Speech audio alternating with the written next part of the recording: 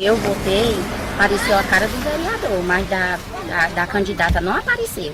E eu disse assim, eu digo, olha, não está aparecendo a candidata aqui não, já está votado. Eu disse, eu vou votar de novo. Não, já está votado. Fico muito raiva, porque você vai votar com a sinceridade, com honestidade, tá vendo? E não acontece a honestidade que você está fazendo. É o que pensa boa parte do povo de Caxias, cidade no interior do Maranhão, a 370 quilômetros da capital, São Luís, quase na divisa com o Piauí. Este candidato a vereador teve 168 votos na última eleição, mas na quarta zona da sexta sessão eleitoral, nenhum.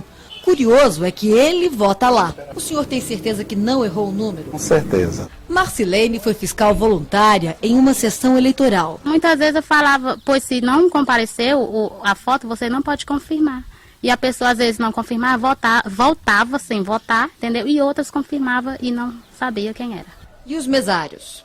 Isso que eu falei, ele só dizia, você votou o número certo? Votei, pois então confirma. Quando saiu o resultado, o espanto. Em casa, 15 pessoas votaram em uma mesma vereadora, mas a candidata da família não recebeu um voto sequer. Eu daqui votou tudinho, não sei aonde foi. Em regiões mais afastadas das grandes capitais, a situação é parecida. Muita gente desconfia do destino do voto. A dificuldade é ir além da suspeita. O sistema eleitoral brasileiro é baseado em ciência e tecnologia, bem distante da realidade de quem vive aqui. Nestas casas, no interior do Maranhão, não há saneamento básico e a vista é a terra batida e um lixão. Modernas urnas eletrônicas são capazes de transformar o que se enxerga na tela em outra coisa. É o que afirma quem entende de tecnologia e informática. É possível você querer votar no candidato e a urna registrar que você votou em outro. Basta que arquivos programados para isso sejam colocados na urna eletrônica. Estes irmãos descobriram indícios de fraude nas eleições de Caxias. Um é analista e administrador de sistemas. O outro, programador, especialista em segurança da informação. Com permissão judicial, checaram urnas de 10 sessões eleitorais. Em um relatório, concluíram que houve manipulação dos equipamentos. A caixa preta dessa urna, ela revelou que elas foram ligadas antes da eleição em um ato totalmente estranho. Um exemplo, a cerimônia de lacre de um lote de urnas aconteceu em 26 de setembro. Em 3 de outubro, alguém mexeu nas máquinas, como mostra o documento.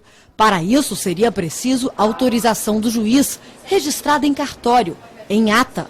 Não, no dia 3, eu não vou, deixa eu ver, porque aqui na pasta não tem. Dos 12 vereadores escolhidos em outubro, 11 são ligados ao atual prefeito da cidade, agora reeleito. Procuramos saber a opinião deles sobre as possíveis fraudes. Esta é a lista de códigos digitais de uma urna no dia 15 de setembro. 10 dias após as eleições, os arquivos eram outros. Se houver algum programa estranho da Justiça Eleitoral, certamente está caracterizada a violação.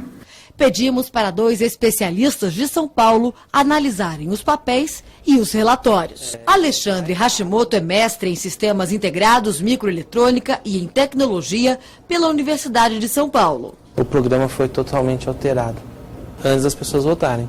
Amilcar Brunazzo é engenheiro formado pela USP, especializado em segurança de dados. Desde 2000 investiga o comportamento de urnas eletrônicas. A hora que tem programa lá dentro que ninguém sabe de onde veio, eu não sei o que o programa faz. Ele pode fazer qualquer coisa, pode desviar voto, pode identificar voto, pode fazer o que quiser. Já o secretário de Informática do Tribunal Regional Eleitoral do Maranhão desvia do assunto. Formalmente esse processo chegou aqui ontem. Walter recebeu uma cópia do relatório faz 2 semanas. Tem que fazer uma auditoria para verificar. Eu recebi a incumbência da presidência que me encaminhou o relatório, eu tenho que devolver para ela. Marcamos a entrevista com a presidente do TRE, mas ela não nos atendeu. No dia seguinte, fomos ouvi-la novamente. A senhora não quer falar? A Polícia Federal já instaurou o inquérito. As urnas serão remetidas ao CETEC, que é a nossa perícia técnica, são peritos oficiais. Constatando a violação, a Polícia Federal, então, tentará determinar a autoria. Os que supostamente tenham violado essa urna serão indiciados. Com relação à anulação das eleições, isso caberá ao Ministério Público Eleitoral e à Justiça Eleitoral. O presidente do TSE não quis dar entrevista. Por intermédio da assessoria de imprensa, justificou. disse que não recebeu nenhuma denúncia de partido político, juiz, promotor ou advogado e que nem mesmo foi comunicado sobre suspeitas de fraude por qualquer tribunal regional eleitoral. O secretário de Tecnologia da Informação do TSE aceitou conversar. Ele conhece o caso. A urna é inviolável?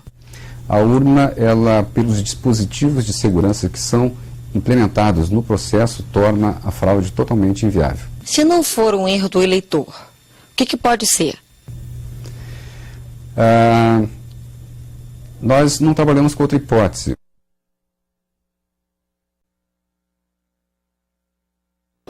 Não importa quem vota em quem, se a maneira de contar os votos não é confiável. Comprar uma urna é comprar todas, porque mostra que se eu mudo uma, eu com certeza consigo mudar todas. Guarulhos, na Grande São Paulo, é o segundo maior colégio eleitoral do estado. Aqui as pessoas também desconfiam das urnas eletrônicas. Coloquei o meu candidato, apareceu outro. Candidato a vereador na última eleição, Antônio pediu a anulação do resultado. Milhares de pessoas falando que existe a fraude, que foram votar e não tem o voto delas lá. E agora eu sou obrigado a acreditar só no TSE, só o TSE que fala a verdade. Antônio diz que está tendo dificuldade em conseguir documentos no cartório eleitoral. Várias cidades do Brasil onde os candidatos estão reclamando, eles estão sendo taxados de candidatos derrotados. Derrotado é o eleitor, que pensa que elegeu um candidato, quando na verdade ele está elegendo outro. Derrotado é a democracia. O contador decidiu mergulhar em documentos do próprio Tribunal Eleitoral e cruzar informações em 2004, quando ele também disputou as eleições municipais. Em 1 ano e 6 meses, reuniu 2,5 kg de denúncias. O equipamento é programado por cartões de memória chamados flashcards. Cada um abastece 100 máquinas, uma de cada vez. No caso de Guarulhos, no mesmo horário, foram programadas 3 urnas ao mesmo tempo, o que caracteriza a clonagem. Outro fato que chamou a atenção: 79.927 pessoas não votaram na cidade naquela eleição. 79.927 somaram brancos e nulos. 79.927 foi o número de eleitores que justificaram o voto em Guarulhos. A gente poderia concluir que essa probabilidade é impossível, ela é infinita, e o mais seguro nesse caso é que alguma coisa de errado aconteceu na definição desses 3 números iguais. A Justiça considerou as provas insuficientes. Especialista em direito eleitoral, esse advogado foi entrevistado por nossa equipe de reportagem sobre o caso 4 anos atrás. Não acreditava na possibilidade de fraude. Me desculpe da colocação que eu fiz há 4 anos atrás, porque hoje a minha impressão é muito diferente. Nesta última eleição eu acompanhei muitas situações, muitos casos que me fizeram desconfiar fortemente de fraudes praticadas no procedimento relativo à justiça eleitoral e fraudes praticadas dentro da máquina eletrônica, alterando a votação recebida. Ontem, o Jornal da Band mostrou a revolta dos moradores de Caxias, interior do Maranhão. Eles programam ela aí do jeito que eles querem. Técnicos em segurança da informação atestam que urnas do município foram mexidas, mesmo depois de lacradas.